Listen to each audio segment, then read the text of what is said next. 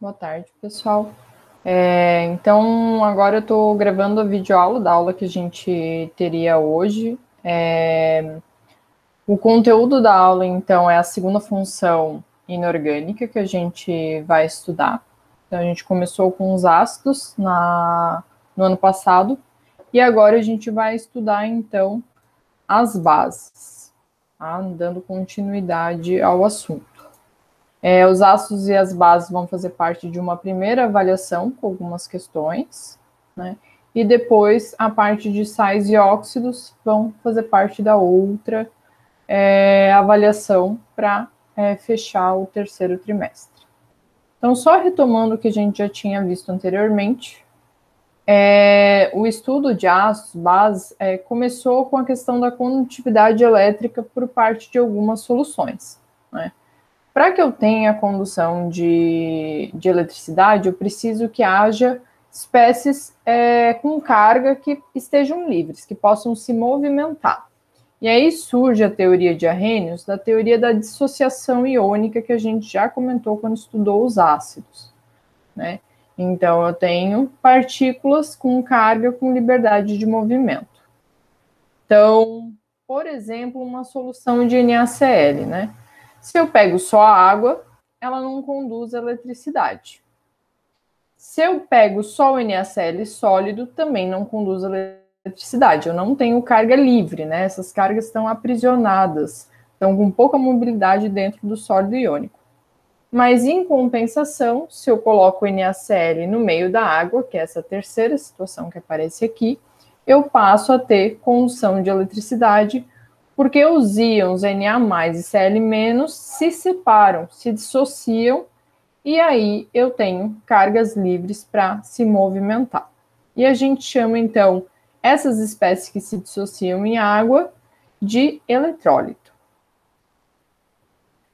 Isso pode acontecer com substâncias também que têm ligação covalente, onde essa ligação se rompe e eu formo íons em solução, que é o caso do HCl, que libera H+ e Cl-, sendo considerado um ácido, que nem a gente viu na aula síncrona no ano passado.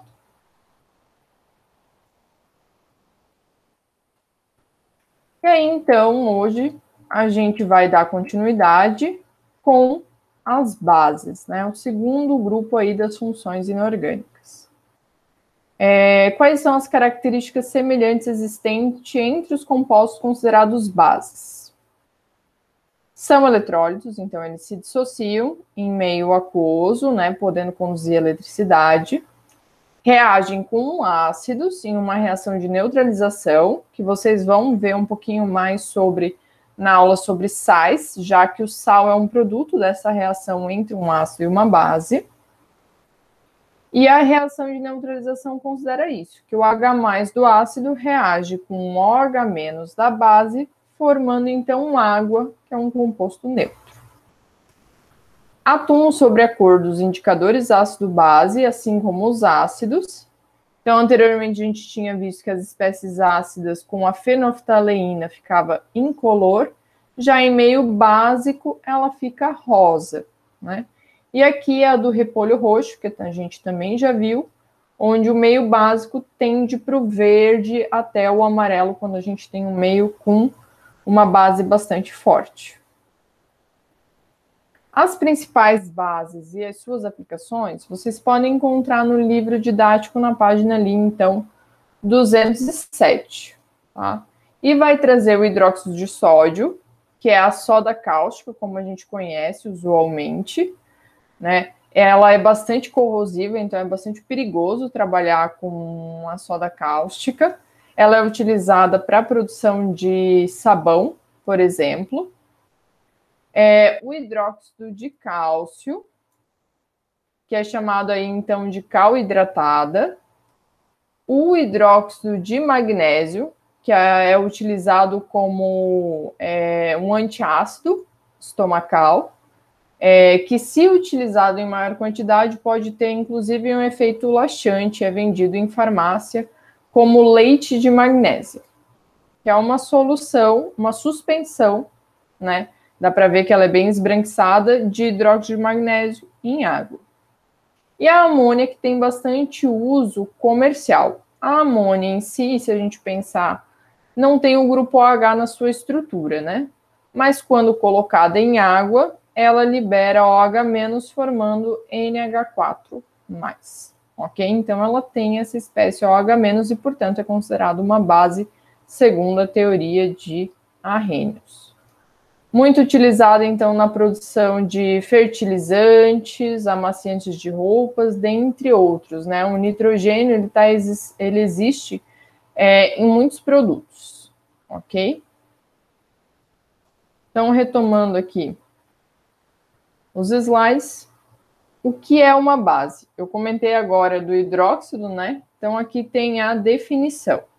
Segundo a teoria de Arrhenius, a base é um composto que reage com água, produzindo o íon OH-, hidróxido, como ânion.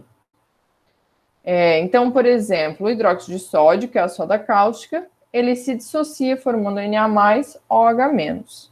E o hidróxido de cálcio forma o Ca2+, e 2 equivalentes de OH-. Como é que se dá a classificação das bases inorgânicas? Então, aqui só deixa eu fazer uma correção nos slides, né, que é agora que eu vi. Aqui são as bases inorgânicas que a gente está trabalhando. Temos dois critérios. Primeiro, número de íons hidróxido na estrutura, né? Porque nesse caso aqui, qualquer OH- que existe na estrutura vai sofrer dissociação e ser liberado no meio, diferente do ácido, que nem todo hidrogênio é ionizável. E também a força, né? O grau de ionização, quanto tem de dissociação do total de moléculas existente. Então, quanto ao número de íons OH-, ele vai se classificar como mono, di, tri ou tetrabase, dependendo da quantidade de hidróxidos. Então, 1 OH-, mono, base. 2, dibase. 3, tribase. 4, tetrabase. De maneira simples, só indicando, então, aqui no prefixo, a quantidade de íons OH- da estrutura. E aí temos quanto à força também das bases. No caso da força das bases, a gente tem dois tipos, diferente do ácido que a gente ainda tinha um terceiro tipo que seria o moderado, né? Aqui temos as bases fortes e as bases fracas. Então, veja que a forte é 100% de dissociação e depois fraco é quando tem menos que 5%. A gente não tem nada ali no intervalo, né? Vai depender muito da solubilidade daquele hidróxido em meio aquoso. Então, hidróxidos lá do grupo 1, que são os metais alcalinos e dos alcalino-terrosos, a gente considera forte. Aqui tem os exemplos. E os demais hidróxidos são considerados bases fracas. Então, ali, ó, ferro, hidróxido de ferro 3 e hidróxido de cobre 2. Então, é também dado pelo grau de ionização, que é o alfa, igual a gente tinha lá nos ácidos. E representa a porcentagem de moléculas que vão se ionizar em relação ao total de moléculas dissolvidas. E aí aqui vocês podem dar uma lida depois dos slides que eu vou deixar sobre se a amônia pode ou não ser considerada uma base. E aí temos, por fim, a nomenclatura das bases, que é bem mais simples do que a nomenclatura dos ácidos, né? No livro didático, vocês vão encontrar sobre a nomenclatura na página 209. Então, vamos abrir aqui.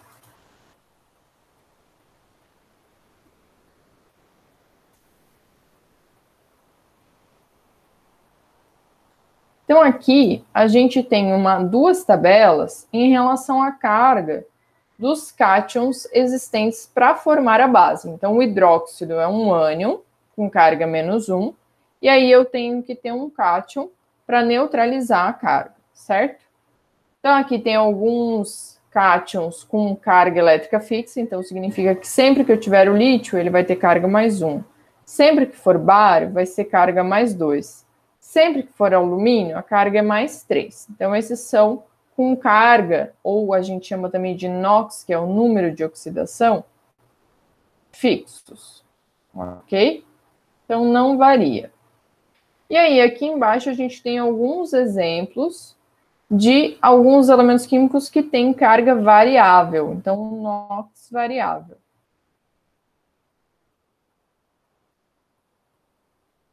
Então, por exemplo, o cobre. Cobre pode existir como mais 1 e mais 2. O ouro, mais 1, mais 3. O ferro, que antes eu tinha comentado do 3, ele tem ferro 2 mais e ferro 3 mais.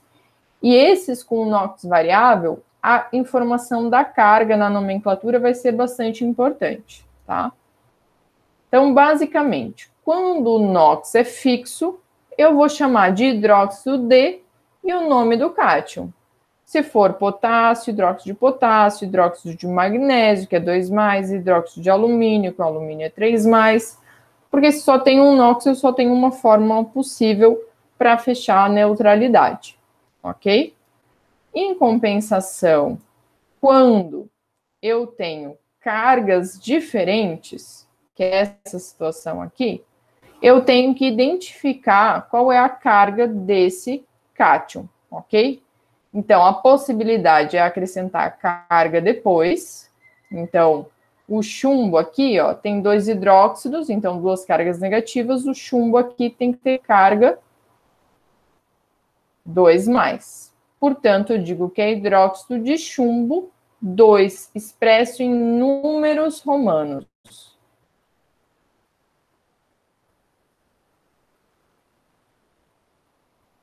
Então, uma possibilidade é essa, demonstrar a carga do lado. A outra opção é usar a finalização ico-ioso, que aí vai depender se aquela carga é a mais alta possível para aquele centro metálico ou se é a mais baixa. No caso do chumbo, vocês podem ver aqui que tem duas opções. Essa aqui que é a 2+, e aqui que é a 4+. A carga mais alta recebe a finalização ICO e a carga mais baixa recebe a finalização OSO. Então, OSO, carga menor,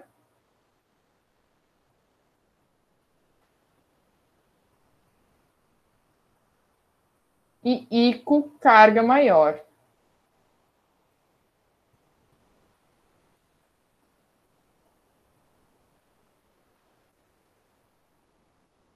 Então, por exemplo, se eu formasse o hidróxido de ferro, eu tenho duas opções, com ferro 2+, ferro 3+. Se é ferro 2+, eu vou ter a fórmula FeOH2, que aí eu tenho carga 2+ aqui e 2 vezes a carga -1, fechando um composto neutro. Como essa é a carga mais baixa, esse seria o hidróxido ferroso, ou hidróxido de ferro 2. Agora, o outro, que é com ferro 3+, seria FeOH3 para ficar neutro. E esse seria o hidróxido férrico, que é o de carga mais alta, ou hidróxido de ferro 3. Então, este seria ICO e este seria OSO. Basicamente é isso. Então, NOx fixo, basta dizer o nome do metal. Hidróxido de potássio, de sódio, de lítio, de prata, de alumínio e por aí vai. Se ele puder ter o NOx variável, que é essa segunda tabela aqui, aí eu preciso identificar ou a carga ou usar a nomenclatura ICO-ioso, mas aí eu tenho que saber quais são os NOx variáveis existentes, ok? Então, a respeito das bases, agora a gente pode fazer alguns exercícios. Vamos fazer esse 11 junto e depois ficam alguns para vocês trabalharem, né? Tem aqui um esquema e os hidróxidos listados. Então, eu tenho um fio de cobre, Becker e água. E aqui fala qual deles, quando adicionado à água contida no Becker, dá maior intensidade ao brilho da lâmpada. Então, a gente tem que pensar naquele onde eu vou ter a maior quantidade de íons livres em solução para que eu tenha uma maior condução de eletricidade. Então, para eu ter maior intensidade, né, para maior intensidade,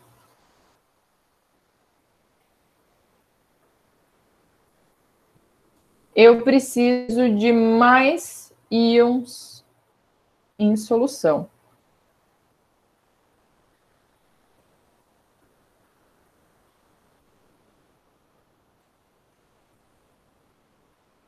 E aí eu tenho que pensar em duas coisas. Eu preciso de uma base que seja forte, ok?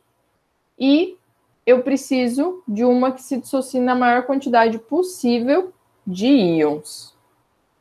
Essa aqui eu vou deixar para vocês refletirem, voltarem lá na tabela de íons e depois responderem, com base nessas informações que eu dei, qual que é o provável hidróxido que vai gerar a luz com maior intensidade. E aí a gente corrige isso no atendimento da sexta-feira, ok? Então, por hoje era isso. Para vocês trabalharem, podem fazer os exercícios 10 e 15 do livro didático, lá no capítulo das funções inorgânicas, ok? Lembrando que o capítulo desse livro está junto lá no Google Classroom. Por hoje era isso, pessoal.